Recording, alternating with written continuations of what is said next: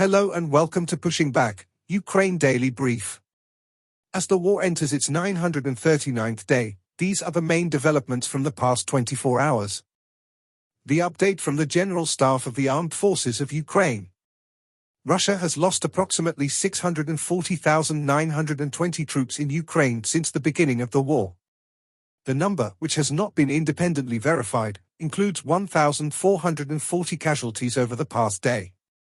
According to the released Ukrainian figures, Russia lost 21 tanks, 38 armored combat vehicles, 58 artillery systems, for multiple launch rocket systems, 92 drones, 68 vehicles and 10 pieces of special equipment.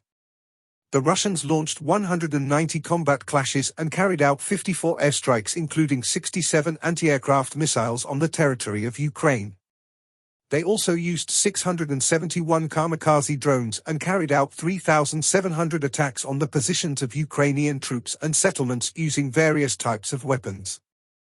In its latest intelligence update, the UK's Ministry of Defence reports Ukraine successfully carried out a drone strike on a major Russian ammunition depot in the Tver region, 500 kilometers from Ukraine. The attack hit the Toropets depot, one of Russia's largest, which housed over 30,000 tons of ordnance, including munitions used in the Ukraine conflict. The explosion, recorded as a 2.7 magnitude tremor, caused widespread fires and significant damage. The strike is expected to disrupt Russian military operations, particularly in the Kursk region, highlighting ongoing issues with Russia's air defenses and munitions storage. In its latest intelligence update, the Institute for the Study of War. European Commission President Ursula von der Leyen announced two new loan mechanisms worth up to €45 billion and €35 billion respectively during a visit to Kiev on September 20.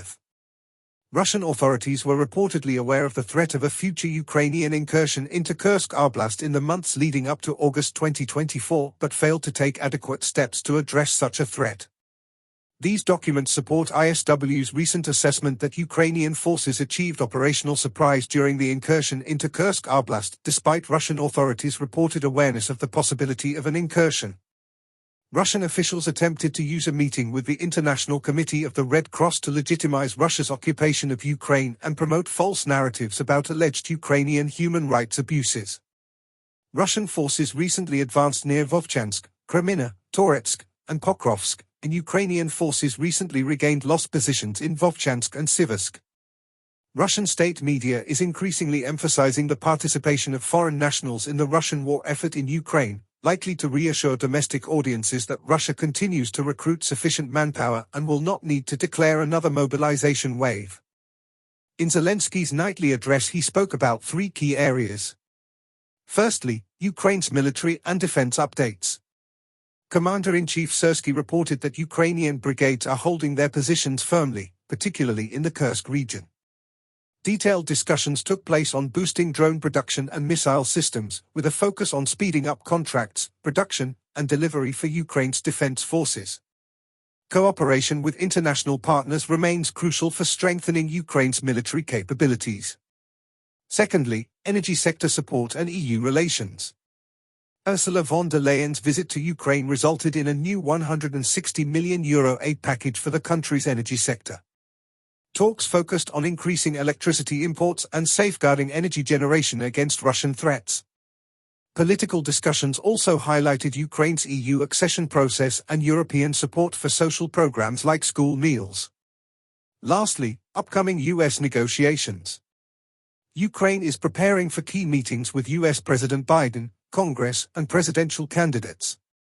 The focus will be on securing further American support to not only maintain Ukraine's resilience in the war but also strengthen its position for future peace.